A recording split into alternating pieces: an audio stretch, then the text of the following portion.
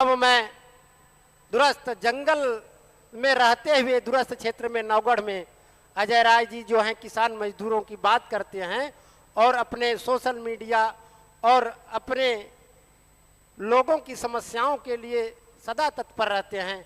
मैं ऐसे दूरस्थ क्षेत्र से आने वाले किसान मजदूर नेता अजय राय जी को आमंत्रित करता हूं। जाएगी तो आदरणीय अजय राय जी। धन्यवाद। चंदौली समाचार के संपादक मंडल, मंचासीन जनप्रतिनिधि कुछ जा चुके हैं, कुछ नेता लोग अभी मंच पर मौजूद हैं।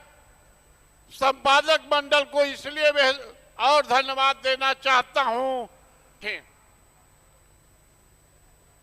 मेरा चंदौली समाचार से खुद जो उन्होंने कहा कि 2004 से जब मैं शुरुआत किया था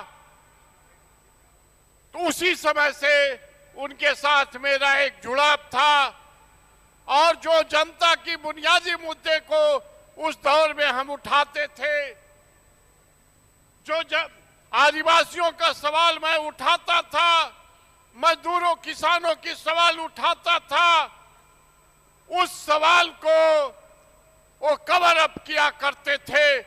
इसलिए उनसे विशेष जुड़ाव मेरा रहा है। आज जब वो एक बड़ा कार्यक्रम कर रहे हैं चंदौली कॉन्फ्रेंस के नाम पर, तो चंदौली के बारे में जो बुनियादी सवाल है उसको उठाने का मैं कम से कम 2 मिनट में प्रयत्न करूंगा कि वो जल्द से जल्द अपनी बात को मैं रख सकूं। दोस्तों, मैं इस बात को कहना चाहता हूं, जनप्रतिनिधि मंच से गायब हो चुके हैं, वो बोल बोल करके जा चुके हैं, लेकिन आपके माध्यम से इस बात को मैं कहना चाहता हूं कि चंदौली से पूंजी का पलायन हो रहा है।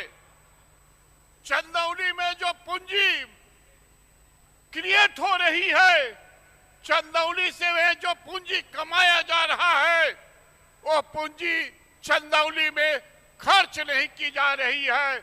उद्योग के नाम पर, शिक्षा के लिए, रोजगार के लिए और स्वास्थ्य के लिए मैं इस बात को दावे के साथ कहना चाहता हूं। मैं दावे के साथ ये कहना चाहता हूं कि हमारे शिक्षा क्षेत्र में, हमारे जो चिकित्सा क्षेत्र में जो पूंजियां लगाई जा रही हैं, वो जनता को कुछ स्कूल और कुछ जो है चिकित्सक को अगर छोड़ दिया जाए तो 99% पूंजी वो जनता को लूटने में लगाई जा रही है, जनता को शोषण किया जा रहा है। मैं यहां पर कहना चाहता हूं, मैं आदिवासी के क्षेत्र से आता हूं, मैं लगातार उन आदिवासियों के सवाल को उठाता रहता हूं कि 2005 में, 2006 में आदिवासियों के लिए जो कानून बना था, आप पूछिए कल अधिकारियों के समझ कि जो 14,000 आदिवासियों को जो वनाधिकार कानून के तहत दावे दाखिल किए थे, आपने एक झटके में क्यों खत्म कर दिया? आज उन वनवासियों को क्यों जल जंगल जमीन से बेदखल किया जाता है? मैं इस बात को कहना चाहता हूं, जब अधिकारी आपके बीच आए तो आप पूछिए कि चिकित्सा के सरकारी अस्पतालों का क्यों दुर्दशा है और हमारा हॉस्पिटल नौगढ़ का हो, चकिया का हो, सब रेफरल ऑफिसर हॉस्पिटल क्यों बना हुआ है? इस बात को आप पूछिए उन चिकित्सकों से, उन शिक्षा के अधिकारी, वो जो है स्वास्थ्य के अधिकारियों से कि क्यों हो रहा है। आप अपने जनप्रतिनिधियों से इस बात को पूछिए कि जो पैसा जो है, जो धान का कटोरा चंदौली का कहा जाता है, उस धान के कटोरी की जो है जमीन का सिकुड़न क्यों होता चला जा रहा है? भूमि का अधिग्रहण क्यों होता चला रहा है औने पौने दाम पर। इसलिए मैं कहना चाहता हूं आपके बीच में कि हमारे जनप्रतिनिधि सब गायब हो चुके हैं, आते हैं, भाषण देते हैं, चले जाते हैं, लेकिन वो और उनको सबसे अंत में बुलाना चाहिए था, क्योंकि जनता के जो लड़ने वाले लोग हैं उनकी आवाज को सुन सके और संसद और विधानसभा में उठा सके। इसलिए मैं दोस्तों बहुत कम समय से मैं ही इस बात को कहना चाहता हूं कि जो हमारा तीनों क्षेत्र है, शिक्षा, स्वास्थ्य और उद्योग, चंदौली में जानबूझ करके चौपट किया जा रहा है।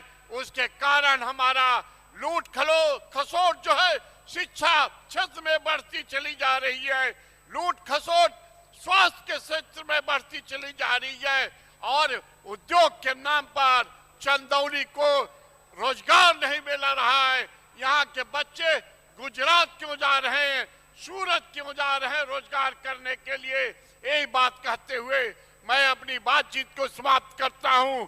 और लेकिन ये आयोजक मंडल से मैं जरूर कहूंगा कि कल जब इन जनप्रतिनिधि और इन अधिकारी आवे तो आदिवासियों का सवाल उठाइए, शिक्षा का सवाल उठाइए, रोजगार का सवाल उठाइए।